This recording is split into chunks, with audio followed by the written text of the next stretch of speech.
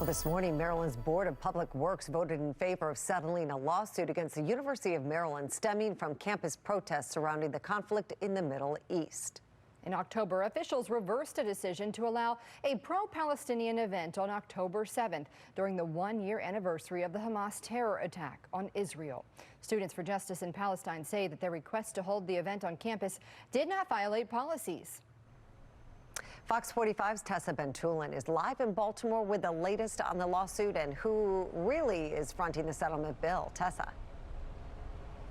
Hi, Mary. Hi, Maxine. Well, it's taxpayers that are ultimately paying for this. That settlement is $100,000, and a check is going to be first sent here to the Attorney General's office before it's then sent to the plaintiff's attorneys. Good morning, everyone. Maryland's Board of Public Works approved this agenda item on Wednesday morning. May I have a motion to approve the Secretary's agenda? Motion so made. Is there a second? Second. The state is agreeing to pay a $100,000 settlement to the protesters after they filed this lawsuit.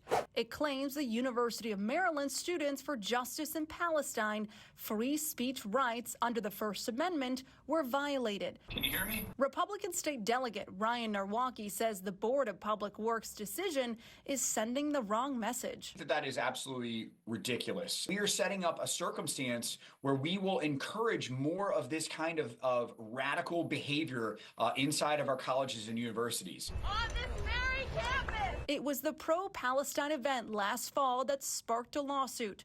The University of Maryland Students for Justice in Palestine wanted to hold a protest on the school's main quad on the one-year anniversary of a terrorist invasion that killed roughly 1,200 people in Israel. But the university president said nobody is allowed to protest non-university sponsored events. Where do you think that this $100,000 should come from to front this settlement? I don't think we should be settling, period. I think that we should be continuing on in the court system. I don't think that this is something that should be settled. I think that we should fight this out. I do not believe that anyone's rights were infringed upon. And again, as I said, you don't have a right to create an atmosphere on a college campus where others do not feel welcome. Governor Moore is the head of the Board of Public Works, but Lieutenant Governor Miller acted in Moore's place at Wednesday's meeting.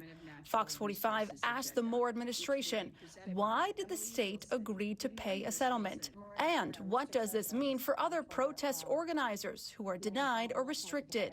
We were told no comment because it's an active legal matter until payments are made. The school made a huge mistake when it comes to free speech, and now taxpayers are on the hook for this. David Williams is the president of Taxpayers Protection Alliance. He says agreeing to a settlement is the University of Maryland admitting they're denying free speech. And what sort of message does that send to the taxpayers? The taxpayers, when they see this sort of settlement, they see a university system that is suppressing free speech and really not guarding taxpayer dollars. And this is about millions of dollars that are going to the University of Maryland school system and college system that taxpayers should be concerned about. Students for Justice in Palestine also sent us a statement, and it says in part, quote, UMD underestimated the power of its students. They thought that by issuing a blanket ban on speech, they could sidestep a discrimination lawsuit and quietly suppress our voices. What they did not expect was that we would take them to federal court and win. Now, we also did ask the University of Maryland if that $100,000 is coming from the school's budget. They did not answer that question, but they did want to tell us that the school supports the First Amendment and that this group, Students for Justice in Palestine, has a good standing and a good relationship with the university. Reporting live here in Baltimore, Tessa Bentulin for Fox 45 News. I'm Mary Bubala. Thank you for watching. Here's another video for you to watch. Also take some time to subscribe to our YouTube channel.